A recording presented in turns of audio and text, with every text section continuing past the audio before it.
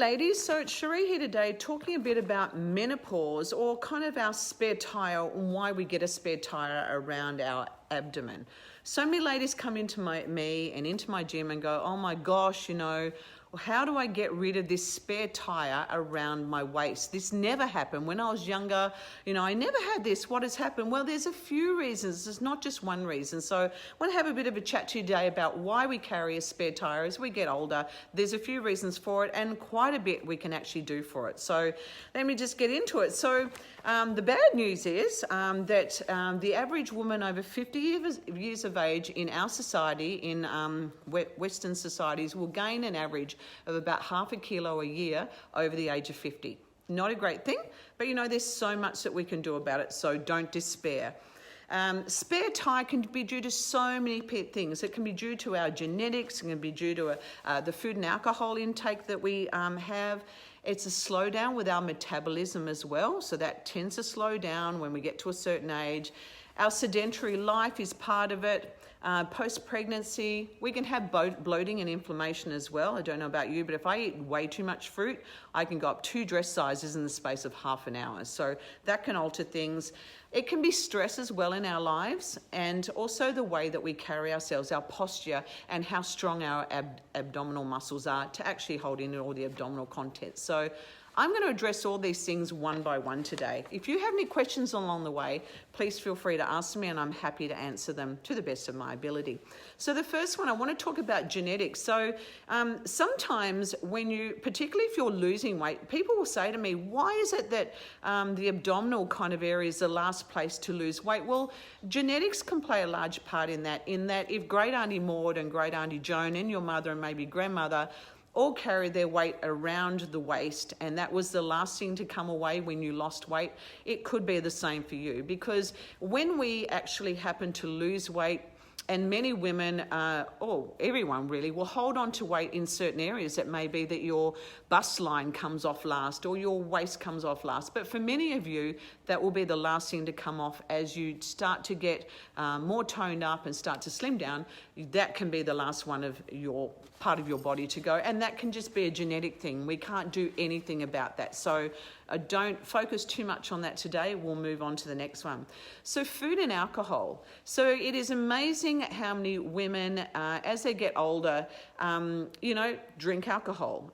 Many of my friends love gin. They love all that sort of stuff. And so you have a gin or two every night, and that is adding so many more calories to your waistline. So have a think about really everything that goes into your mouth, not just food, but also drink as well. And if we're also dehydrated and we're not getting enough drink of normal old water is great for our body, then we also, being dehydrated, will also make us want to reach out for food more. You know how many times that you may be a bit dehydrated, but you're so hungry, so you'll go eat something instead of simply having a big glass of water, and that may well take away that craving for food. So, but every time you have alcohol, think about the amount of calories that go in. And I can see my friend wandering around behind me. It's all good. So that's Simone.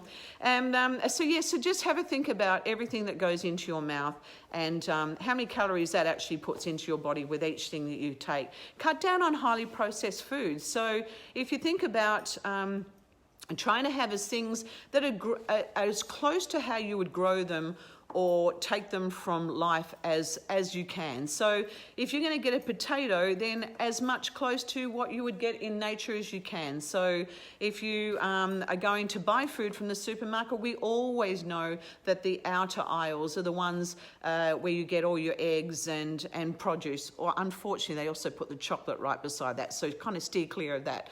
But if you can get food as close to its natural state as what it would be as normal, that would be wonderful, because then you're staying away from highly processed foods. So highly refined foods that have already been through lots of processing, like your white rice, white bread, things like that convert straight into sugar. So being able to go for your brown rice. And even in fact, I've recently read that rice, when it's been cooked and cooled down and re-warmed up again, loses a lot of that high glycemic ability. So you're actually taking in far fewer calories. So there's some really interesting things that you can read up on about processed foods. We need healthy fats, and you would have all heard this, such as avocados, coconut oil, organic foods, and meat and fish, all from the wild. So if you're buying your meat, it's great if you know somebody that's on a farm where they can tell you, yep, this is going to be your whole half a side of beef.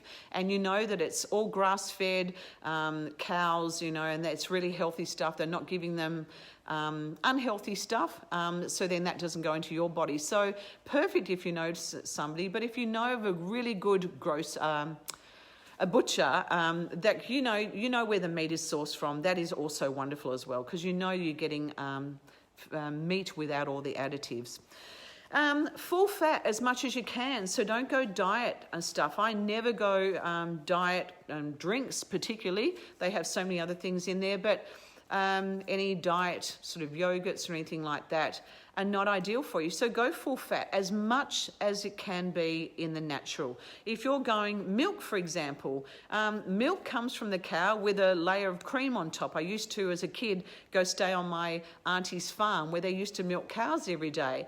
And when we poured out the milk, that milk had a creamy layer on top. And as much as I hated it, I can see now that it was a really good thing for me, because that cream is coming straight from how it's meant to be made, not through a whole lot of processing. I would never touch skim milk.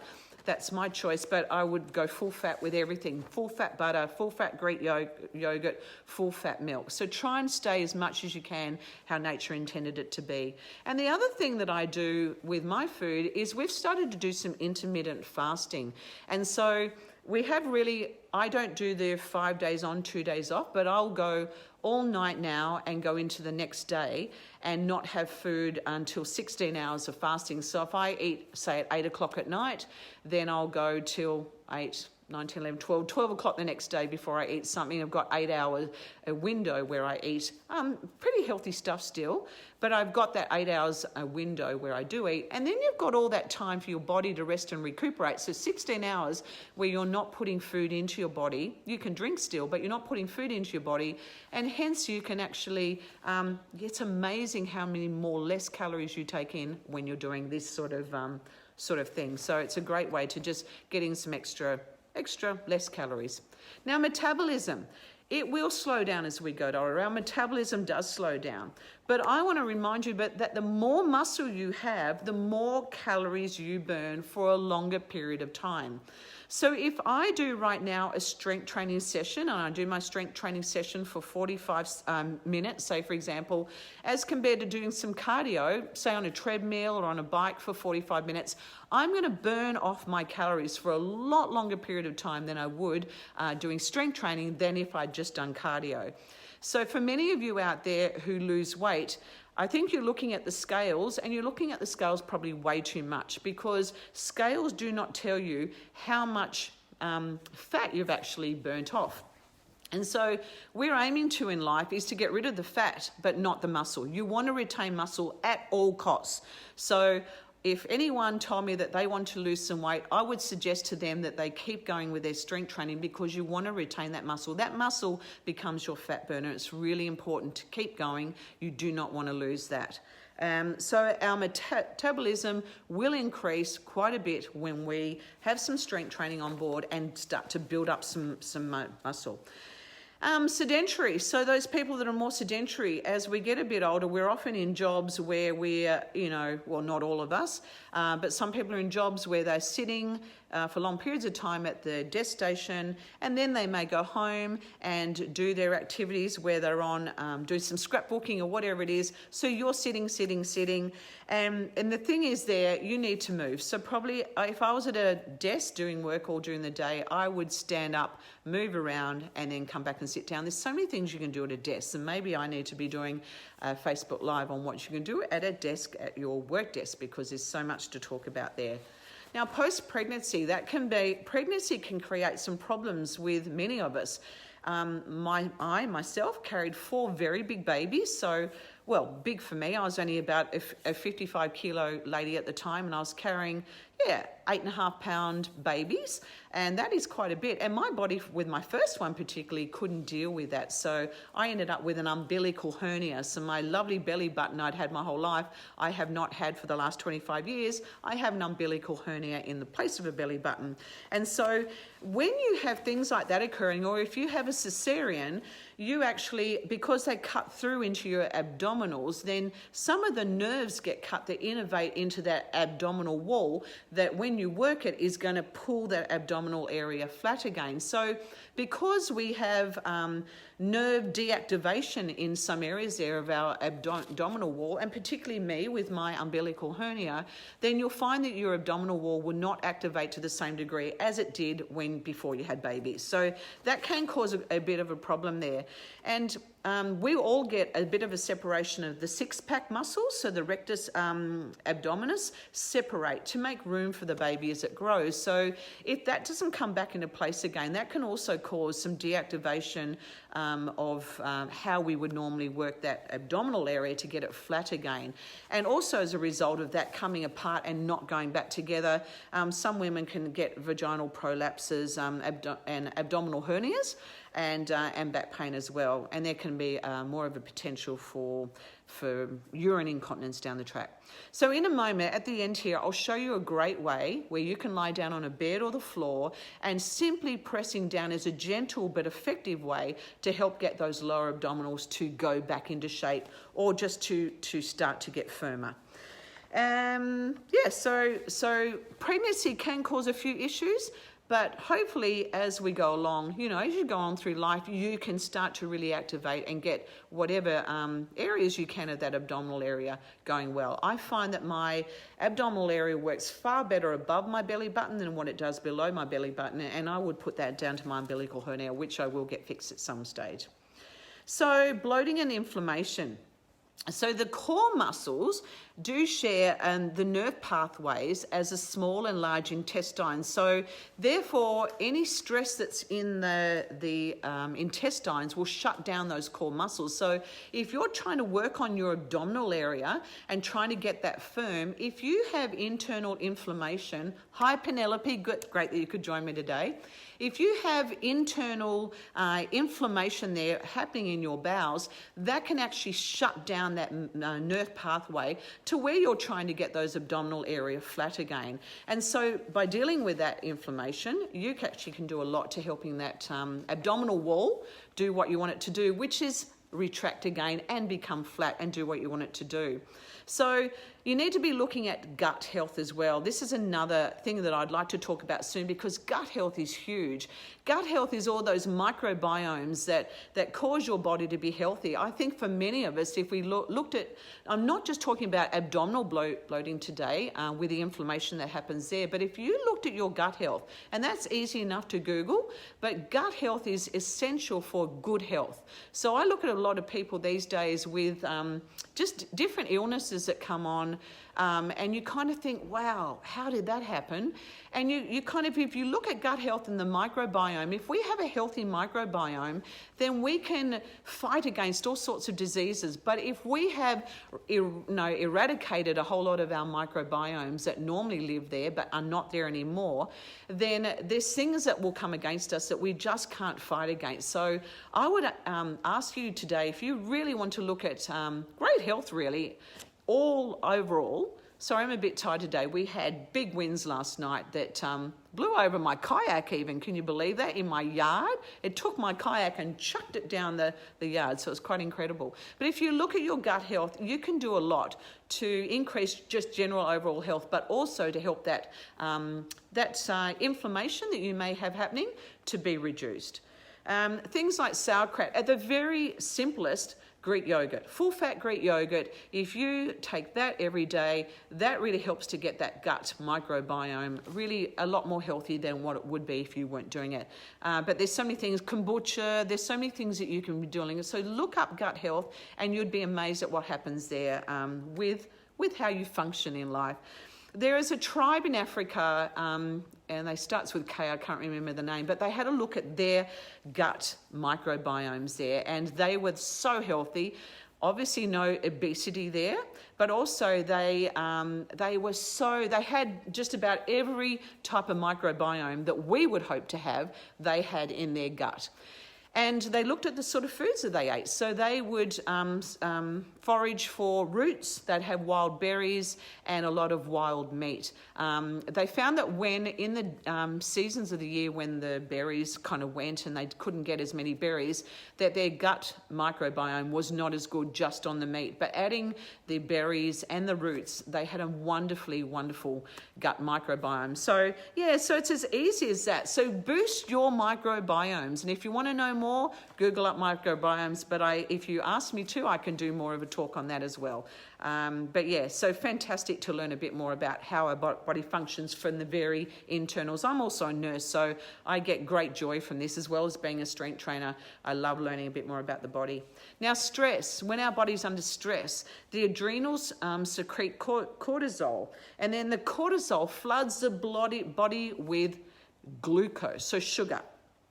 And then we walk around all the time. If we're under stress a fair bit and we're not addressing that stress, we walk around a lot with this increased levels of glucose in the bloodstream, and then that causes us to feel hungry all the time. And this is a mechanism we would have had back in the day when we had to fight the mammoth coming for our tribe, you know, when we needed that extra boost of glucose to be secreted into the bloodstream so we could get that boost of energy we needed to either run or fight that big animal. But these days, many of us will walk around, and you would have heard this, I'm sure, before, but you would have worked around. Hi, Judy, good to see you. Oh, I'm glad to have you join me. I can't see you actually, but great to have you join me today. And so it's fine in the day when we only needed a short spurt of stress hormone to be released, but these days we don't need cortisol the whole time. So if we walk around all the time with cortisol elevated in our bodies, it can make us not sleep, it can make us gain weight because when we have it there, we want to eat more.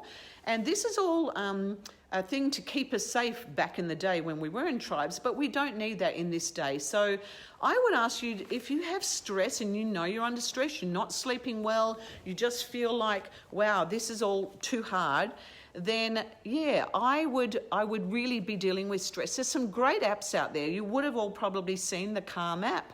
There's also one, if you've got a faith in God, there's one called Soul Time, which is wonderful as well. So there's a wonderful apps out there.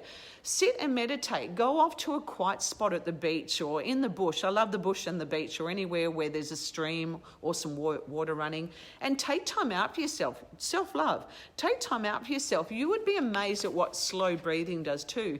If you focus on your breathing, it has been shown to decrease the cortisol as well. Hi, Rosie.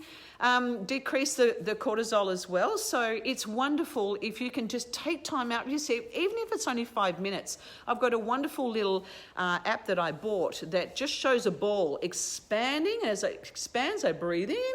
As it decreases, I breathe out. And it's just like a 2 or 3 minute thing you could do at your desk wherever you're at. So simply slow breathing, taking your breathing where you're focusing on the breathing, coming in and you're filling up your lungs with air, and then decreasing and letting that air go out again can just be such a wonderful thing. So rather than buying tablets for stress, you actually can deal with your stress by simply focusing on your breathing, or looking at nature, looking at that tree and how it moves around in the breeze, and the leaves and the birds that fly in and out of it can do amazing things for yourself in the way of stress. You will feel great. I love it when I go away on a camping overnight trip, because I come back so relaxed and I go, I need to do this more often. I usually don't, but I need to do that more often. But we can be doing stuff for ourselves in the comfort of our own home, simply here, breathing in, breathing out. So, and I was going to say, also with stress, things like night shift. Now, I've been a night shift worker for years, and I often wondered why I could not get, my weight down. I could not get my weight down because when you look at it, my body's under stress. Every time I go onto night shift, I'll get you to do that again, Simone. Got my friend over here just help me out because Facebook Live is still quite new to me. But yeah, so if you're on night shift or something like that, your body will be under stress from the whole time you get there, because remembering that our body goes through between 2 a.m. in the morning and 6 a.m. is when our body regenerates. So the cells regenerate. It's time for everything to restore. And if you're on night shift, you don't have that restoration time, or you start work at 2 a.m. in the morning, you don't have that restoration time. So our bodies actually go through a lot of stress when we work shift work. And the sad thing is, but there's good things, I'm sure. But the sad thing is, I went to hear a talk recently about sleep and the importance of sleep. And I asked the guy who had come from overseas, he was an expert in the field of sleep. I said, does a shift worker like me hold out much hope then? He said, unfortunately, not at this point in time. He said, because you have to work those hours, and that's when about 4 o'clock in the morning is when we have to ramp up, get everyone's obs done and take everyone's blood pressures, and everything has to be done, weighs and everything like that. So he said, unfortunately, you're more at risk actually of cancer, having a car accident on the way home, marriage breakup, But that's where, if you're a shift worker, even more so on your days off, take time for self-love. Carve out some time, eke out some time for yourself. It's really important. And thanks, Rosie. I'm glad you're enjoying it. And I just want to ask if anyone has a favourite app, if you could just type that in, because it's really great for us to share information. I've learnt a lot of stuff. I have from one of my ladies in my group is really into gut health, and she's shared so much about gut health with me. But if anyone else has a favourite app that just fine for de-stressing, for calmness, we would love you to type that in so you can share it with us. That would be awesome. And the other thing I want to talk to you about is posture. So a lot of people, hi Glenn, good to have you join us. So a lot of people, we don't hold in. So when we are walking along, try not to slump in your chair when you're at work. And I know that's hard when you're on work, at work on night shift like me. But also when you're in a chair, try and hold yourself back, try and hold yourself upright. If you sit on a football at work, that's fantastic, because you've got to hold yourself upright or you'll fall off. So working on core muscles to bring things back into shape. So our transverse abdominis, our TVA, is like our corset. It actually sits behind that front pack, that 6-pack at the front. It sits behind that and actually wraps itself right around from one side of the spine, right through the abdominals and right around to the other side of the spine. So it pulls in our abdominal contents, and that does act like that corset. So it holds in all those abdominal contents. So if you're not working on your TVA, your transverse abdominis, then you're doing yourself a big disservice as well, because things will just hang out rather than pulling in nice and tight. So that's one of those ball rollouts I showed in my last Facebook Live. I would have done, I'm pretty sure, some ball rollouts. But otherwise, ask me specifically if you want me to show you some stuff, and I can show you some stuff. But one thing I want to show you right now before I end is a great way, if you need to work your lower abdominals, I want to show you a great way that you can actually be working them without any stress to you. You don't need any equipment or anything like that. So I'm going to just grab my phone right now. Don't forget, this is still all new to me. I've only done a few Facebook Lives now, so hopefully it'll all work out okay. So if you can get down on the floor, get down on the floor. Now, I'm on my couch, actually. I'm going to push myself. I'm going to go down my floor because it's just a bit hard. So I'm down on my floor, and I'm going to get my friend actually to hold my phone. It was a bit hard. So I'm just going to get my friend. Thank you, Simone. So I want you to go down the floor, and if you can just come, actually, can I turn it round? Let's just turn it round so you can see it. I think it's that one. No? No. Are we still on? Yeah. Yeah. So actually, hang on, guys. I turn it so you can see it. Reverse it. Reverse the camera. Yeah. Okay. Oh, yeah, okay. You have reversed it. Okay. Oh, sorry. Okay. Can you see me down Right. here? Yes. Okay. So, guys, I just want you to be on the floor, and in fact, I'm going to go a bit to the side. Sorry, I wasn't planning this. So, what I want you to do here is I want you to pretend there's a sponge under your back, or you can put some fingers under your back. And all I want you to do here, take that out of the way, I want you to press this belly button right down into the floor and hold tight. So you should feel all these lower abdominals kind of around your belly button and below. Pressing down, allow that to go. So then I can feel this gap under me again, and I'm just going to press down again to the floor.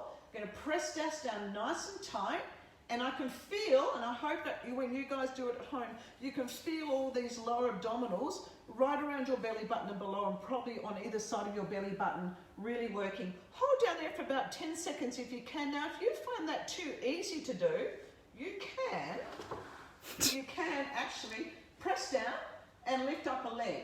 But what I don't want you to do is lift up that back. So I want you to keep the back pressing as you lift up, okay? So you don't need to lift up far. Just lift up a leg off the floor, don't need to lift it high, and then have a rest. Still with that back pressed down the whole time. If you want to make it even harder than that, most of you probably won't want to do this, but if you start with your legs up in the air, I'm pressing down my back and tapping on one foot down, other foot down, one foot down, other foot down. Okay, so those sort of things are fantastic for you because that will really help your lower abdominals work. There's so much more you can work with the TVA, so the transverse abdominis, and that is things like ball rollouts. If you hold in a plank, that also works, but there's so much more you can be doing rather than just planks. So if you wanted to know more on working that TVA to get that abdominal area pulled in tight, just let me know at the bottom and I'll pop you one through during the week. But thanks for joining me today, and I look forward to seeing you next time, next Thursday.